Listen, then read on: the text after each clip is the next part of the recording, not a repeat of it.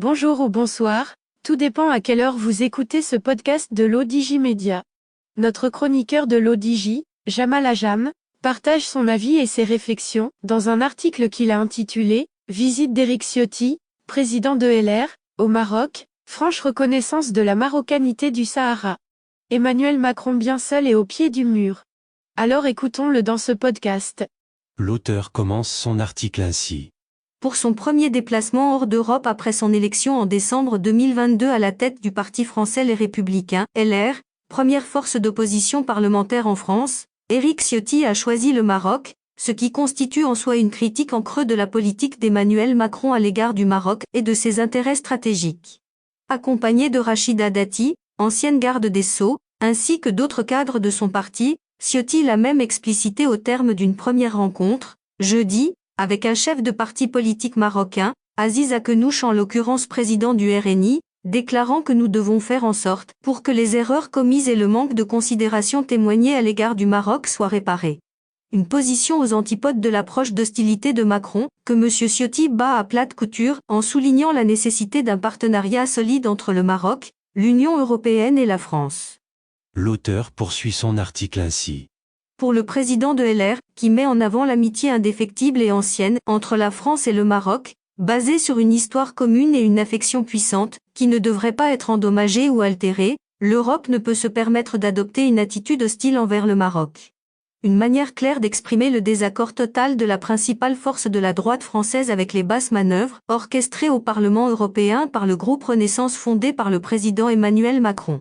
Mais le moment le plus fort de la visite au Maroc d'Éric Ciotti, entamée jeudi et qui s'achève ce samedi, a été sa position exprimée à l'égard du Sahara marocain lors du déjeuner qu'il a eu, lui et sa délégation, avec le secrétariat général du parti de l'Istiklal, Nizar Baraka, qui était accompagné pour l'occasion par le président de la Chambre des conseillers, Ennama Mayara, ainsi que d'une délégation du parti de l'Istiklal.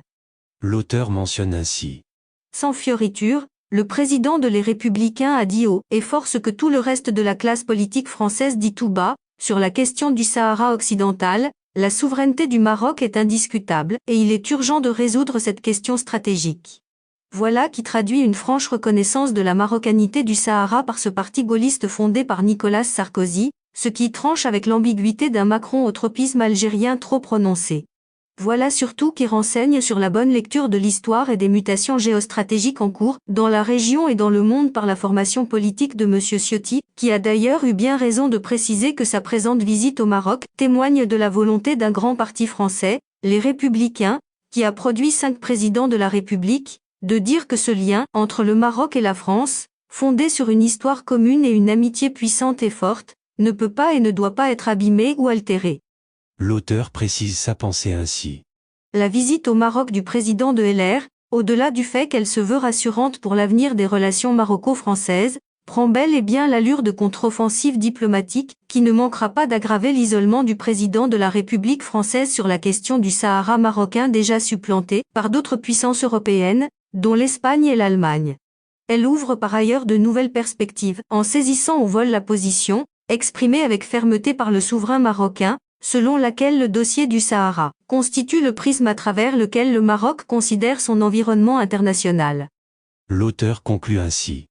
Voilà qui relève en tout cas d'une vision sage et clairvoyante, d'autant que la France, par la faute de sa diplomatie, est en train de perdre complètement pied au Maroc où, pourtant, il y a une visibilité et un cap bien clair en tant qu'économie et en tant que nouvelle puissance africaine. Rédigé par Jamal Ajam, élu par l'intelligence artificielle de l'ODJ Média.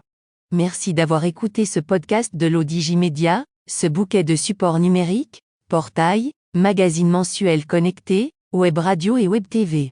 N'oubliez pas de télécharger notre application l'ODJ Mobile sur Play Store et de vous abonner à notre chaîne YouTube l'ODJ TV. Vous pouvez, aussi, nous suivre sur nos réseaux sociaux, Instagram, Facebook, TikTok, LinkedIn et Twitter. Ou encore, vous inscrire sur notre newsletter quotidienne à partir du portail l'odj.ma. Alors, on se dit au prochain podcast de nos chroniqueurs de l'ODJ. Et à très bientôt, si et seulement si vous le voulez bien.